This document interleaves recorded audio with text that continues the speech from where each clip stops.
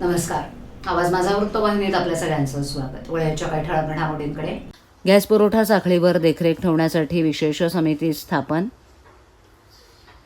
सभेमध्ये 23 मार्च रोजी अर्थसंकल्प होणार सादर. आणि वाहतूक समस्या सोडवण्याची जिल्हाध्यक्षांची मागणी. आखाती देशातील युद्धाच्या पार्श्वभूमीवर इंधन पुरवठ्यावरून उठलेल्या वादळाला तोंड देण्यासाठी ठाणे जिल्हा प्रशासन सज्ज झालं असून प्रशासनानं 24 तास कंट्रोल रूम कार्यान्वित केली आहे. नियंत्रण कक्षाचा हेल्पलाईन क्रमांक देण्यात आला आहे. तसंच ठाणे जिल्ह्यात घरगुती आणि व्यावसायिक गॅस सिलेंडरचा पुरवठा सुरळीत ठेवण्यासाठी आणि संभाव्य टंचाई टाळून गॅस पुरवठा साखळीवर देखरेख ठेवण्यासाठी जिल्हास्तरावर विशेष समिती स्थापन करण्यात आली आहे. गॅस सिलेंडर पुरवठा सुरळीत ठेवण्यासाठी अन्न नागरी पुरवठा विभागातर्फे राज्यभर नियंत्रण कक्ष आणि जिल्हास्तरीय समित्या स्थापन करण्याचा निर्णय घेण्यात आला आहे. त्यानुसार ठाणे जिल्ह्यात समिती स्थापन करण्यात आली आहे. जिल्हाधिकाऱ्यांच्या अध्यक्षतेखाली ही समिती पोलीस प्रशासन, जिल्हा पुरवठा अधिकारी तसंच सरकारी तेल कंपन्यांचे प्रतिनिधींचा त्यात समावेश आहे. गॅस सिलेंडरचा पुरवठा सुरळीत राहावा, वाहतूक आणि वितरण प्रक्रियेत अडथळे निर्माण होऊ नयेत, तसंच कायदा आणि सुव्यवस्था राखली जावी यासाठी समिती दररोज परिस्थितीचा आढावा घेणार आहे. युद्धजन्य आपत्कालीन परिस्थितीच्या पार्श्वभूमीवर प्रशासनानं हेल्पलाईन क्रमांक 8169230665 जारी केला असून 24 तास कंट्रोल रूम कार्यान्वित केला आहे. गॅस एजन्सी आणि पेट्रोल पंप यांना योग्य त्या सूचना दिल्या असून देखरेख आणि नियंत्रण ठेवण्यात येत आहे. पेट्रोल पंपावर पुरेसे इंधन उपलब्ध आहे. सिलेंडर बुक केल्यानंतर 25 दिवसाच्या कालावधीत प्राप्त होतोय. सध्या तरी तुटवडा नाही, त्यामुळे जनतेनं घाबरून जाऊ नये असं आवाहन शिधा वाटप अधिकारी सुरेखा चव्हाण यांनी केलंय. सर्वप्रथम माझा सर्वांना नमस्कार. मी शिधा वाटप अधिकारी 36 ठाणे, ठाणे शहरी विभाग माझ्या अखत्यारीत येतो. सुरेखा रवींद्र चव्हाण माझं नाव आहे आणि ह्या परिस्थितीबद्दल मला थोडक्यात माहिती द्यायची आहे. सध्याच्या परिस्थितीत इराण, अमेरिका, इस्रायल यांच्यामध्ये युद्ध चालू असल्याने आपल्या इथे काही आपत्कालीन परिस्थिती निर्माण होऊ नये म्हणून शासनाने योग्य नियोजन केलेलं आहे. वरिष्ठ कार्यालयामार्फत आमच्या वारंवार बैठका घेण्यात येत आहे आणि तिथून आम्हाला योग्यरित्या मार्गदर्शन केलं जाते की विभागात कशा प्रकारे सर्व नियोजन करायचं आहे त्याबद्दल. तर मी थोडक्यात सांगू इच्छिते की आपल्या अंतर्गत येणाऱ्या सर्व सेवा जसे गॅस एजन्सी आहे, पेट्रोल पंप आहे, यांच्या आपण बैठका घेतोय. शिधा वाटप निरीक्षकांमार्फत आपण दररोज विभागात त्यांच्याकडे भेटी देतोय. त्यांना आपण पत्राने अवगत सुद्धा केलेलं आहे की जनतेमध्ये कुठेही चुकीचा गैरसमज होऊ नये. त्यांना योग्य रीतीने सिलेंडरचा पुरवठा व्हायलाच पाहिजे. सध्या सिलेंडर ची जी डेट आहे ती 25 दिवसाची देण्यात येत आहे लोकांना. पण लोकांनी पॅनिक होऊ नये. आपण दररोज रिपोर्ट घेतोय शिधा वाटप निरीक्षकांमार्फत. तर आवक व्यवस्थित चालू आहे आणि सर्व गॅस एजन्सीमध्ये सिलेंडर आहेत, उपलब्ध आहेत. तर त्याच्यामुळे कोणीही पॅनिक होऊन जाऊ नये. कमर्शियल सिलेंडर्सच्या बाबतीत सांगायचं तर आपल्याकडे कमर्शियल सिलेंडर्सचा सध्या होत नाही आणि उपलब्ध पण पुरेशा प्रमाणात नाहीये. त्याच्यामुळे जे सिलेंडर्स आहेत ते आपण रुग्णालय आहेत, शासनाच्या कॅन्टीन आहेत, शालेय पोषण आहार, खिचडी शिजवणारे, शिवभोजन केंद्र यांना प्राधान्याने ते आपल्याला पुरवायचे आहेत. त्याच्यामुळे तिथे त्याचा पुरवठा होईल. त्यांनी जर त्यांना मिळाले नाही तर त्यांनी आमच्याकडे पत्रव्यवहार करावा. आम्ही त्यांना त्याचा पुरवठा करू. जनतेला जर काही त्रास झाला तर नियंत्रण कक्ष स्थापन करण्यात आलेले. प्रधान कार्यालयाच्या स्तरावर पण नियंत्रण कक्ष आहे. परिमंडळ कार्यालय आणि सर्व शिधा वाटप कार्यालयाच्या स्तरावर सुद्धा नियंत्रण कक्ष स्थापन करण्यात आलेले आहेत. 24 तास नियंत्रण कक्ष उपलब्ध आहे. तिथे ते केव्हाही काही तक्रार असेल तर करू शकतात. त्यांच्या तक्रारीची योग्य ती दखल शासनामार्फत घेतली जाईल.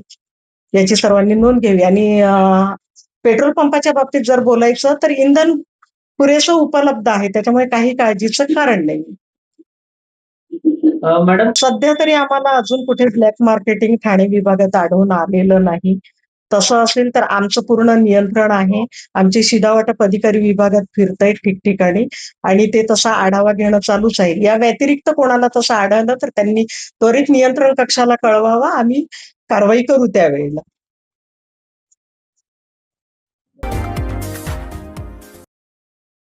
ठाणे महापालिकेत गेल्या 3 वर्षांपासून असलेली प्रशासकीय राजवट संपुष्टात येऊन लोकप्रतिनिधींची राजवट अस्तित्वात आली आहे. महापौर, उपमहापौर, सभागृह नेता, विरोधी पक्षनेता, गटनेता निवड झाली असली तरी अद्याप स्थायी समिती गठीत होऊ शकलेली नाही. त्यामुळे मार्च महिन्याचे 15 दिवस लोटूनही पालिकेचा अर्थसंकल्प सादर होऊ शकलेला नसून हा अर्थसंकल्प आता पालिकेच्या येत्या 23 मार्च रोजी होणाऱ्या विशेष सर्वसाधारण सभेत सादर केला जाणार आहे. या ठाणेकरांना कोणत्या नव्या सुविधा मिळणार आहे त्याकडे आता सगळ्यांचं लक्ष लागलंय. ठाणे महापालिकेत गेले 3 वर्ष प्रशासकीय राजवट होती. पालिका प्रशासनाकडून अर्थसंकल्प सादर केले जात होते आणि हाच अर्थसंकल्प लागू केला जात होता. मात्र जानेवारी महिन्यात पालिकेची निवडणूक पार पडली.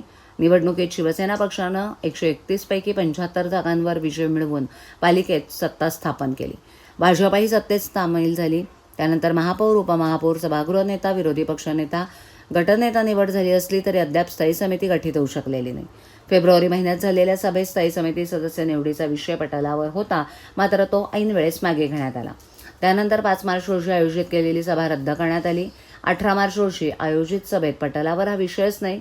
स्थायी समिती गठीत होत नसल्यामुळे अद्याप पालिकेचा अर्थसंकल्प सादर होऊ शकला नसून मार्च महिन्याचा पंधरवडा उलटला तरी अर्थसंकल्प कधी सादर होणार याविषयी स्पष्टता नव्हती. दरम्यान हा अर्थसंकल्प येत्या 23 मार्च रोजी सादर केला जाणार आहे. ठाणे महापालिका प्रभाग क्रमांक 1 मधील विविध वाहतूक समस्यांबाबत स्थानिक नागरिकांनी केलेल्या तक्रारींची दखल घेत भाजपा कार्यकर्ते तसंच भारतीय जनता पार्टी ठाणे शहर उद्योग आघाडीचे जिल्हाध्यक्ष सचिन पंजाबी यांनी वाहतूक शाखेचे पोलीस उपायुक्त पंकज शिरसाट यांना निवेदन देत समस्या सोडवण्याची मागणी केली होती. त्या अनुषंगानं शनिवारी कासारवडोली वाहतूक शाखेचे वरिष्ठ पोलीस निरीक्षक राहुल मस्के यांच्या समवेत सचिन पंजाबी यांनी स्थानिक नागरिकांसह परिसराचा पाहणी दौरा केला. यावेळेला कावेसर रोडवरील सरस्वती स्कूल आणि न्यू होरायझन स्कूल या 2 शाळा सुटल्यानंतर मोठ्या प्रमाणावर वाहतूक कोंडी होत असून विद्यार्थ्यांना चालण्यासाठी ही जागा उरत नसल्याचं निदर्शनास आलं. त्यामुळे या ठिकाणी झेब्रा क्रॉसिंग तयार करणं, रस्त्यावर उभ्या असलेल्या भंगार गाड्या हटवणं, खासगी बसेसच्या बेकायदेशीर पार्किंगवर कारवाई करणं तसंच सायलेन्सरमधून मोठा आवाज करणाऱ्या वाहनांवर कारवाई करण्याची मागणी करण्यात आली आहे. यावर कासारवडोली वाहतूक शाखेचे वरिष्ठ पोलीस निरीक्षक राहुल मस्के यांनी उपस्थित नागरिकांना आश्वासन देत या सर्व समस्या समजून घेऊन त्यावर त्वरित कारवाई करण्यात येईल असं सांगितलंय. अनुदान मागण्यांवरील चर्चेत भाग घेत आमदार जितेंद्र आव्हाड यांनी ठाण्यातील पाण्याचा प्रश्न उपस्थित केला. मुख्यमंत्री असताना एकनाथ शिंदे यांनी धरण बांधण्यासाठी प्राधान्य दिलं असतं तर त्यांना शेकडो वर्ष नागरिकांनी आठवणीत ठेवलं असतं, परंतु त्यांनी रस्त्यांना प्राधान्य दिल्याचं आव्हाड म्हणाले. ठाण्यातील अनेक भागात पाण्याची तीव्र टंचाई भासते आहे. पाणी टंचाई दूर करण्यासाठी पाण्याच्या टाक्या बांधण्याचे मागील विधानसभा चर्चेत आश्वासन देण्यात आलं होतं, परंतु कळवा मुंब्रा मतदारसंघात एकही जलकुंभ उभारण्यात आलेला नाही की त्याच्या कामाला देखील सुरुवात झालेली नाही. घोडबंदर भागात श्रीमंत लोक राहतात, त्यांना तर पालिकेचं पाणी मिळत नसल्याचा आरोप आमदार आव्हाड यांनी केला. ठाण्यातील वाहतूक कोंडीचा प्रश्न देखील त्यांनी उपस्थित केला. शहरात शेकडो कोटींच्या रस्त्यांची कामं केली जात आहेत. त्यांच्या मतदारसंघातील 18 कोटीच्या 4 रस्त्यांची निविदा निघाली, परंतु कामाला अजूनही सुरुवात झाली नसल्यानं त्यांनी सभागृहाच्या निदर्शनास आणून दिले. ठाणे शहरातील अनधिकृत बांधकाम हा ज्वलंत विषय आहे. आजही अनेक ठिकाणी अनधिकृत बांधकामं सुरू असून अनधिकृत बांधकामांना जबाबदार धरून सहाय्यक आयुक्त आणि पोलीस निरीक्षकांच्या विरोधात कारवाई केली जाते, परंतु ठाण्यात एकाही अधिकाऱ्याच्या विरोधात कारवाई करण्यात आली नसल्याचा आरोप आमदार आव्हाड यांनी केला आहे. नववर्ष स्वागत यात्रेत यंदा समर्थ ठाणे सशक्त भारत संकल्पनेवर प्रबोधन करणारे 50हून अधिक चित्ररथ सहभागी होणार आहेत. श्री कोपिनेश्वर सांस्कृतिक न्यास आणि ठाणे महापालिकेच्या सहकार्यानं चैत्र शुद्ध प्रतिपदा 19 मार्च म्हणजे गुढीपाडवा दिनी नववर्ष स्वागत यात्रेचं आयोजन करण्यात आलंय. यंदा स्वागत यात्रेचं हे 26वं वर्ष असून निरूपणकार, मुलाखतकार डॉक्टर धनश्री लेले या स्वागत यात्रेच्या स्वागताध्यक्ष आहेत, अशी माहिती न्यासाच्या कार्यवाह डॉक्टर अश्विनी बापट यांनी दिली आहे. यावेळेला स्वागताध्यक्ष डॉक्टर लेले, न्यासाचे अध्यक्ष उत्तम जोशी, कार्यकारिणी अध्यक्ष संजीव ब्रह्मे, विश्वस्त अरविंद जोशी, महेंद्र कोथळे इत्यादी उपस्थित होते.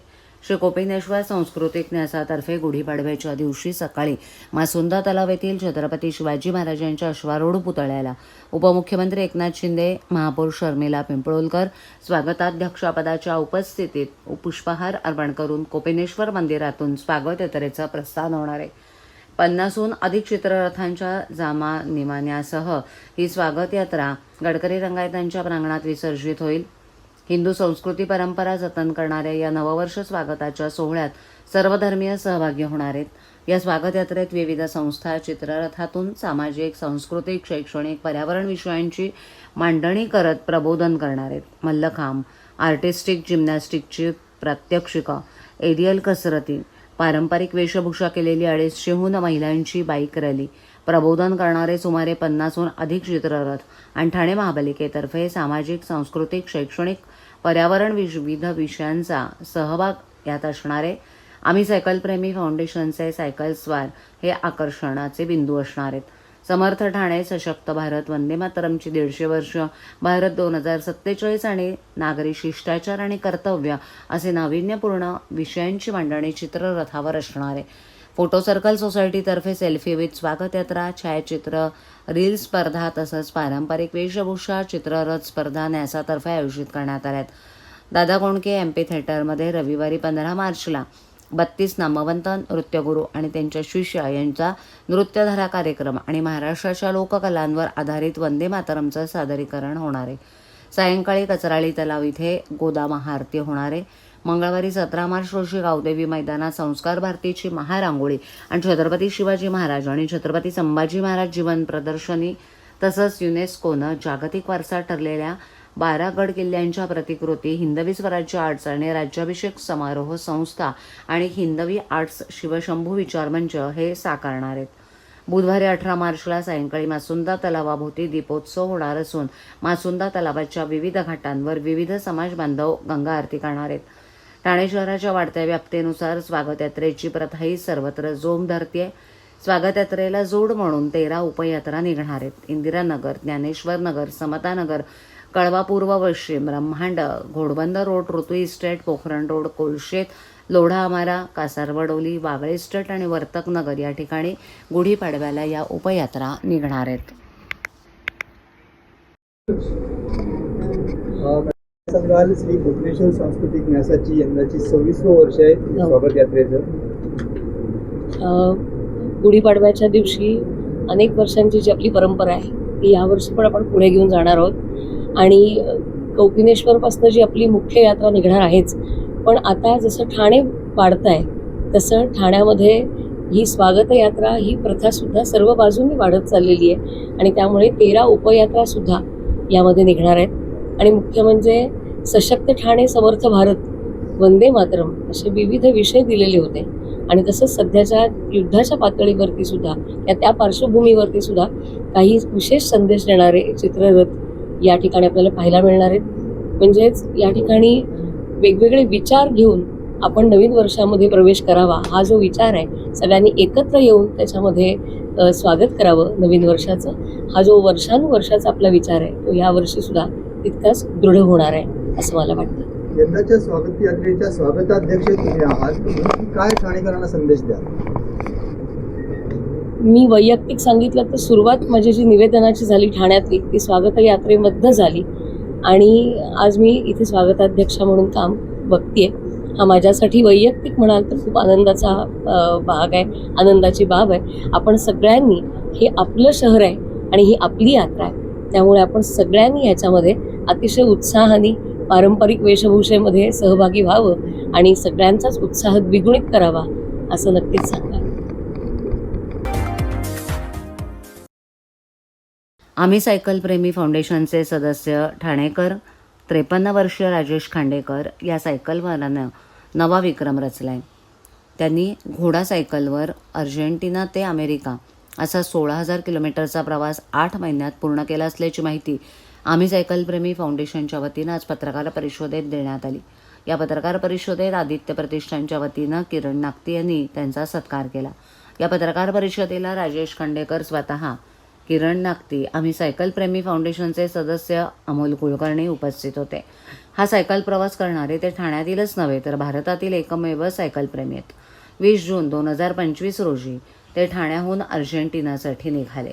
अर्जेंटिनाला पोहोचल्यावर 24 जून रोजी त्यांचा अमेरिकेसाठी सायकलवर प्रवास सुरू झाला. या दरम्यान ते 11 देश फिरले अशी माहिती खांडेकर यांनी दिली. या प्रवासादरम्यान त्यांना अनेक आव्हानांना सामोरं जावं लागलं. सायकलवर त्यांनी ग्लोबल वॉर्मिंगचा संदेश दिला. ते आत्तापर्यंत 41 देशांमध्ये जाऊन आलेत. 78,000 किलोमीटर त्यांची सायकलिंग झाली आहे. त्यात जगभरात 5 खंडात सायकल प्रवास केलेला आहे. खांडेकर म्हणाले की कॅनडापर्यंत माझा प्रवास होणार होता, परंतु आर्थिक संकटांमुळे मला अमेरिकेपर्यंत पोहोचून भारतात परत यावं लागलं. आदित्य प्रतिष्ठानचे प्रमुख किरण नागती म्हणाले की आम्ही सायकलप्रेमी फाउंडेशननं नवनवे सायकलप्रेमी घडवलेत. राजेश खांडेकर यांनी अशक्य ती गोष्ट शक्य करून दाखवली आहे. केवळ ठाणेकरांनीच नव्हे तर भारतीयांनी कौतुक करावं असा विक्रम त्यांनी केला आहे. सायकलिंग करताना रस्त्यावर रिक्षा, दुचाकी किंवा टुरिस्ट वाहनं मुद्दाम सायकलस्वारांना कट मारून पुढे जातात. त्यामुळे सायकलस्वारांना अपघाताचा धोका निर्माण होतो. नुकताच अर्जेंटिना ते कॅनडा असा 21 दिवसांचा प्रवास पूर्ण करणारे भारतीय सायकलस्वार खांडेकर यांनाही अशाच प्रकारचा अपघाताचा अनुभव आला. मात्र परदेशात घडलेल्या त्या घटनेत मोठा फरक असा होता की संबंधित वाहन चालकांनी विशेषतः मुंबई किंवा ठाण्यासारख्या शहरांमध्ये घडली असती तर अनेकदा वाहनं न थांबवता पुढे निघून जातात अशी खंत आहे. सायकलप्रेमी फाउंडेशनचे सदस्य अमोल कुलकर्णी यांनी व्यक्त केली आहे. त्यामुळे सायकलस्वारांच्या सुरक्षिततेसाठी सरकारनं कठोर नियम करावेत अशी मागणी सायकलिस्टांकडून करण्यात येत आहे. खरं तर सर्वप्रथम आम्ही सायकल प्रेमी फाउंडेशन प्रज्ञा म्हात्रे यांचे आभार मानतो की त्यांच्या माध्यमातून एक असा कर्तृत्ववान सायकल प्रेमी ज्याला आधी म्हणत होतो तो सायकल स्वार आणि ज्याने आता एक विक्रम केला असे विक्रमवीर राजेश खांडेकर सर हे स्वतः इथे आलेले आहेत आणि त्यांचा सत्कार आम्ही इथे स्वामी समर्थ संस्कार साधना केंद्र आणि अभिनयकट्ट्याच्या वतीनं करतोय. खरं तर अर्जेंटिना ते अमेरिका हा प्रवास सायकलवर करणं मला असं वाटतं हे खूप आव्हानात्मक तर आहेच. कारण आपण बघतो की ठाणे शहरामध्येच जर संपूर्ण आपल्याला सायकल चालवायला सांगितली तरी आपल्यासाठी मोठं चॅलेंज आहे. त्याच्यामुळे त्यांचं एक ठाणेकर म्हणून भारतीय म्हणून मी त्यांचं कौतुक करतो, त्यांच्याबद्दलचा अभिमान बाळगतो आणि भविष्यातसुद्धा त्यांनी असाच प्रवास करत राहावा ज्यांच्यामुळे ठाणेकरांना आम्हाला त्यांचा अभिमान वारंवार त्यांच्या कर्तृत्वात होत राहील.